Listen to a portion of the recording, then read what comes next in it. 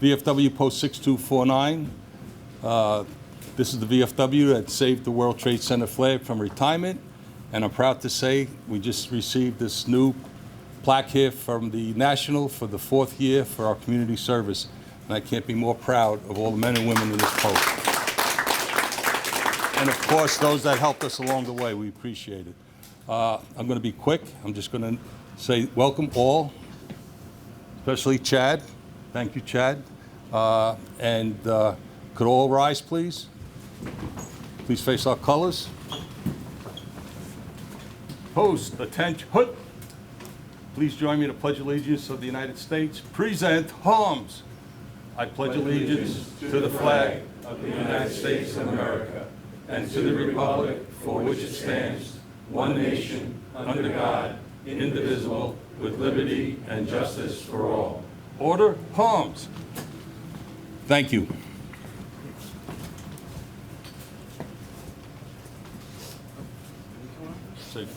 No, okay, that's me. Sorry, first time doing a press conference.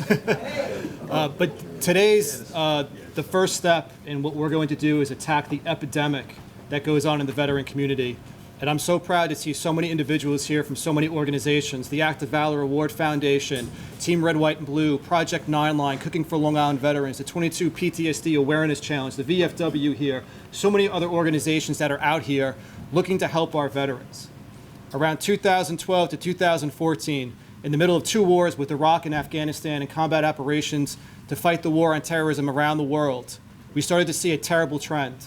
The number of suicides have increased to a point where those veterans were taking their own life at a higher rate than deaths in combat during 2 active wars.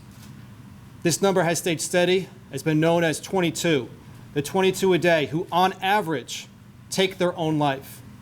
That means some days there could be 40 veterans and service members taking their own life. It does not count National Guardsmen. It does not count the attempts. And this has an effect throughout the communities. We're lucky here in Suffolk County to have the largest population of veterans in the state. Some studies have us as high as number 2 in the country. So here, we make the difference. We set the model for the rest of the country. We take the leadership role and we step up to say, we see an issue. The first thing you're going to do to find a solution to a problem is identify that problem.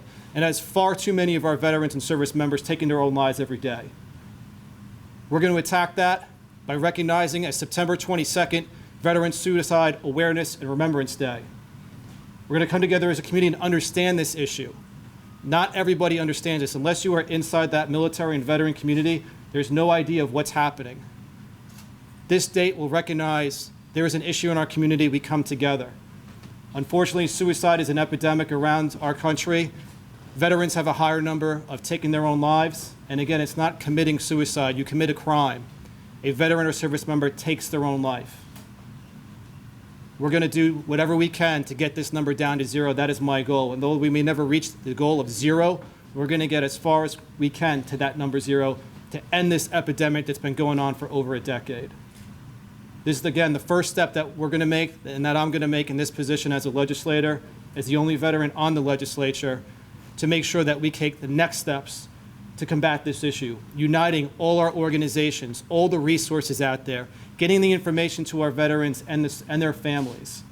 It's not just a veteran that we lose. You lose a spouse, you lose a child, you lose a parent, you lose a brother or sister in arms. We need to stop that. Thank you.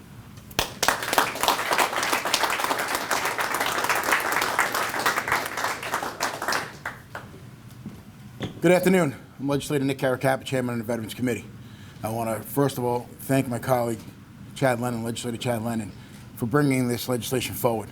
It's legislation I wish we didn't need. This is one press conference I wish I didn't have to attend. But the facts are the facts. The numbers are real. The statistics are real. We must, as being residents of Suffolk County, and let me just start by saying Suffolk County houses the largest contingency of veterans of all New York State, second in the country only to San Diego. Veterans call Suffolk County home. They've come here, whether they're long-term veterans or just transitioning from active service. Those numbers that we're talking about now, the awareness that we are spreading today is happening no matter when you served. So the fact that we're here, gathered here today to spread awareness is crucial to the fight. One is too many. And like my colleague just said, when we get to the number zero, that's when we can stand down. But until then, we will be active. We have many agencies here across Suffolk County that deal with mental health issues of our veterans. And there's a reason for that, folks, because they need our help. They need our support. And I know this post, along with many others across this great county of ours, are very active and supportive of their fellow veterans, male or female, young, old. It doesn't matter. The age doesn't matter. That number does not matter. The number 22 is the number that we're looking at. And we're going to get that number to zero thanks to my colleagues on the legislature, all of them. This was unanimously supported because it is clearly needed. I thank the county executive for being here today, because he stands with our veterans across Suffolk County. He's going to sign this legislation into law. And I want all the veterans who are listening out there to know there is a place for you to go. There is a voice for you. There is a shoulder for you. There's extended hands for you. There are services for you. You're proud of your service. Don't be too proud to ask for help. Thank you for your service, ladies and gentlemen. And together we'll get this thing done. Thank you so much. And thank you again, Legislator Lennon, for your outstanding work here.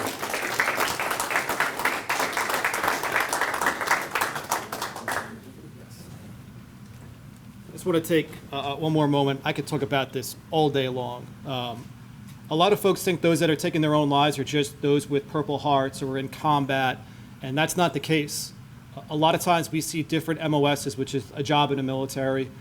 There's mortuary affairs out there who may never see a day in a combat zone, but they see the effects because they are the Marines, soldiers, sailors, airmen, coasties, Space Force that are out there preparing the bodies that are being transported from that combat zone or from that issue that led to the death of a service member. That is traumatic. You have those that have transported bodies, and I remember being a prosecutor in the district attorney's office at the Veterans Treatment Court, which Ron is one of the mentors, the Green Jackets, that provide another fantastic service in our community. You have a truck driver who is driving the bodies of those killed in combat in Germany from the airfield over to the mortuary affairs. That's traumatic. So my last thing before I introduce the county executive is, you're not alone. If you're suffering, you're not alone out there. Reach out, call me, call anybody. We're all here to support each other. Our adversaries did not take us out in battle. Don't take yourself out. And finally, I'd like to introduce our county executive, Mr. Ed Romaine. Thank you, sir.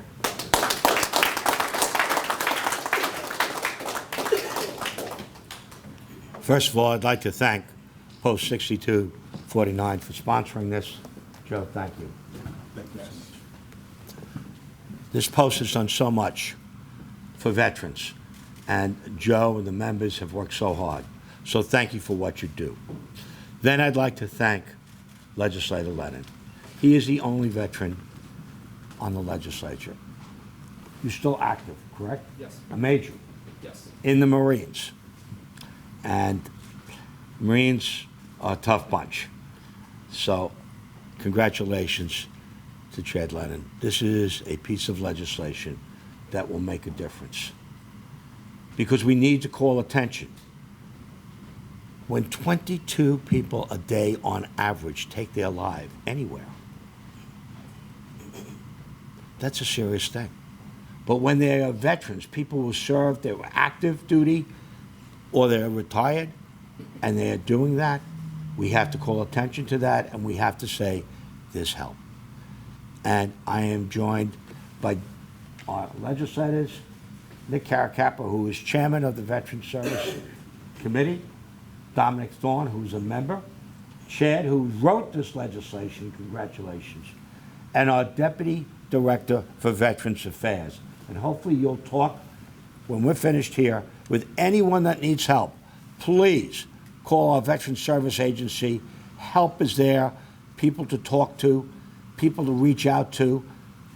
All veterans should know that our Veterans Service Agency stands with the veterans and will help them through rough times.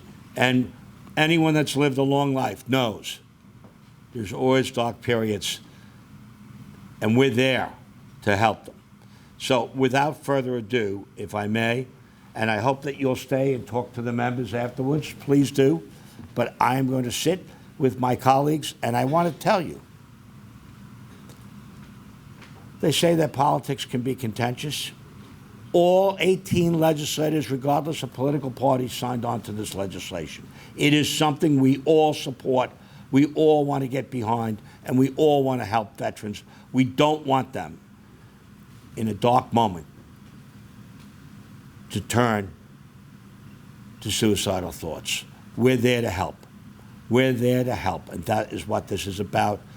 And this bill designates September 22nd of every year henceforth as Veterans Suicide Awareness Day. And I asked Chad, because we're going to light up the Dennison building. It's that day. And Chad said, did you say teal? Teal. Teal. So we don't have that color, but we're going to order it. But on September 22nd, we're going to light up the Dennison building with teal, just to remind people of the seriousness of this issue. And as I sign this legislation, what I really want to hear is what I just heard. I want to hear more laughter from veterans. I want to hear better things and better outcomes. Life is worth living.